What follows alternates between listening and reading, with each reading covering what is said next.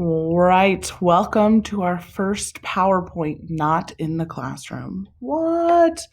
Number one, I hope that you watched that really cool video that I posted on here about the layers of the earth because it was rocking and I'm going to make you listen to it every day, just like if you were in my classroom. So please continue to click on it and sing that just lovely song about crust and mantle.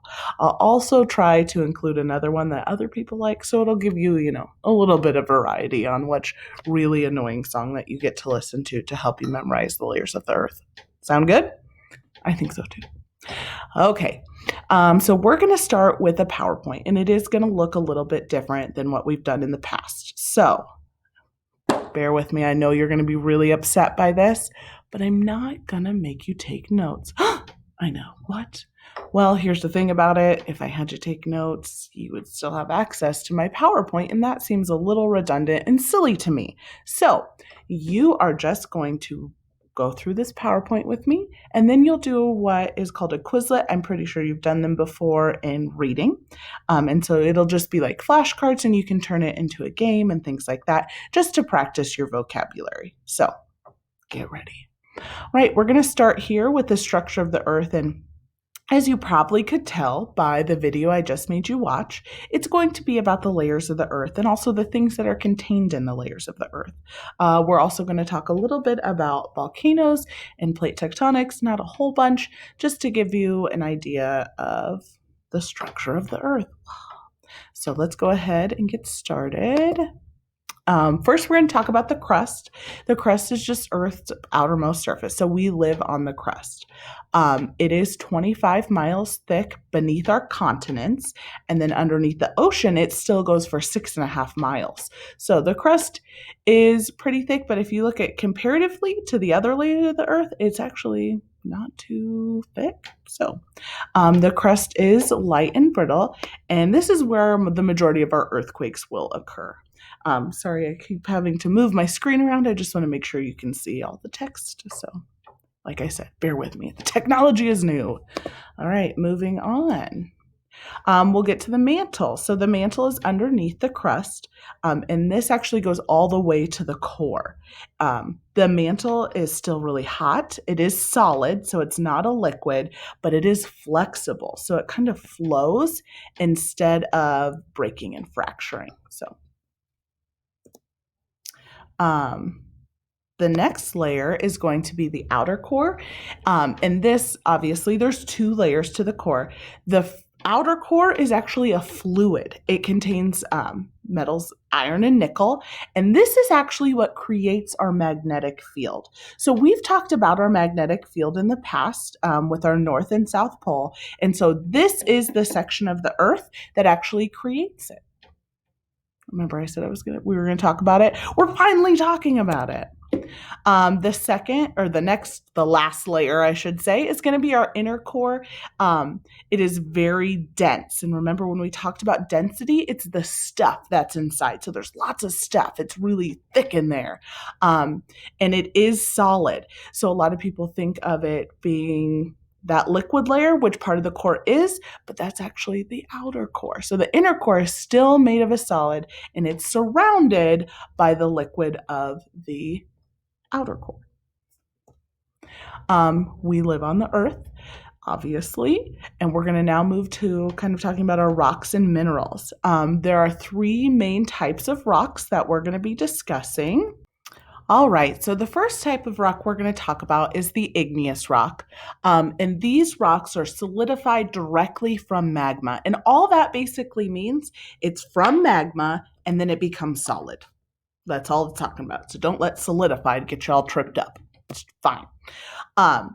Unfortunately, I usually would be able to show you lots of different types of igneous rocks because I think we've talked about this before, but my science closet is about 90% rocks. I have so many of them.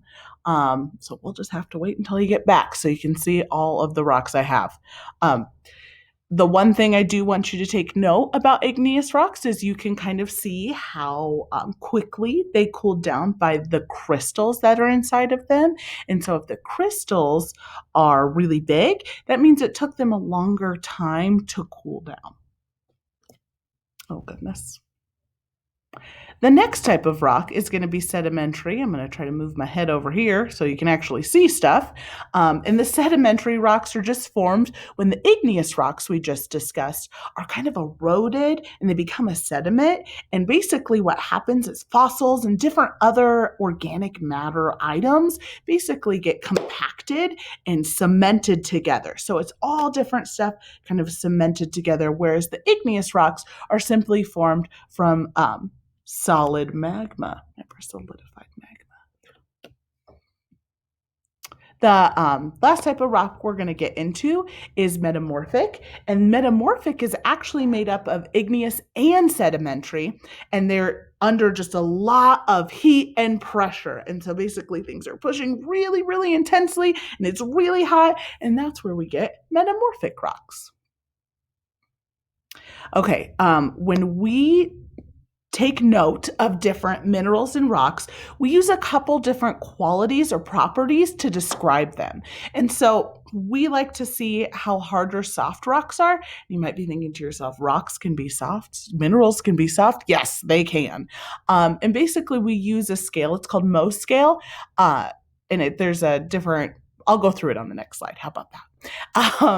The next thing is the luster, and all luster means is how shiny or dull something is. So if it's has a lot of luster, it's really shiny. If it doesn't, it's kind of dull and just matte looking, so it doesn't have that shine on it.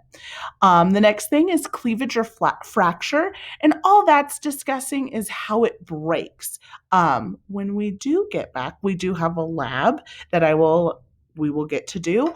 And basically, you'll get to see how the rock breaks. I'll give you different examples, and then we will kind of look at the breaking patterns of it.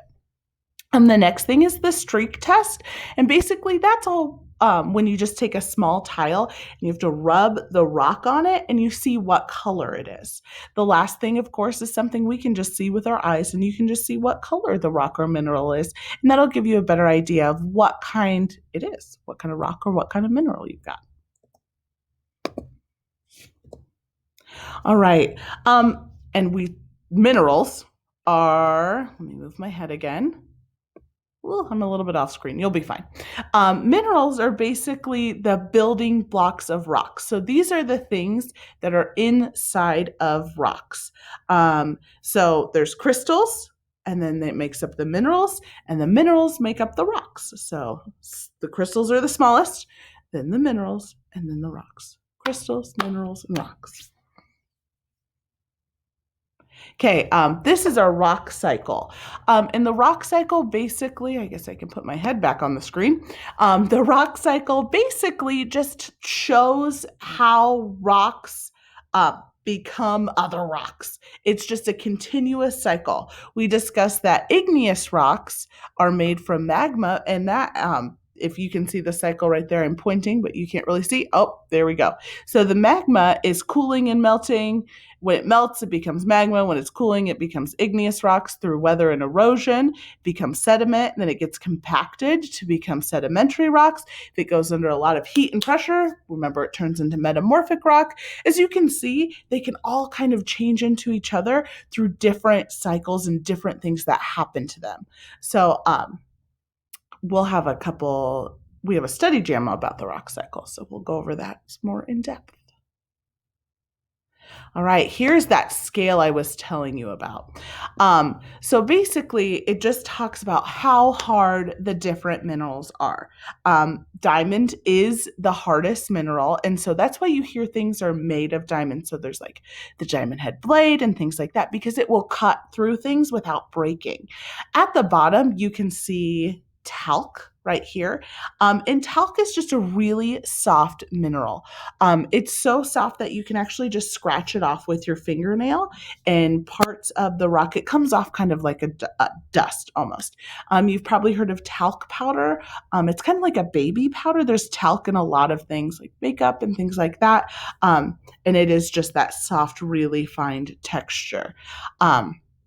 So basically what you do when you do a scratch test is you kind of scratch it with different materials, and based on if it has a mark on the mineral, what comes off the mineral, it'll tell you where it falls on the scale. So, when we get a chance to do the rock or mineral lab, unfortunately, I don't have diamonds in my closet. Of all the things, I don't have diamonds, so we won't be able to test that. But I do have some of these other things that you'll be able to compare your samples to see where they do lie on the Mohs scale.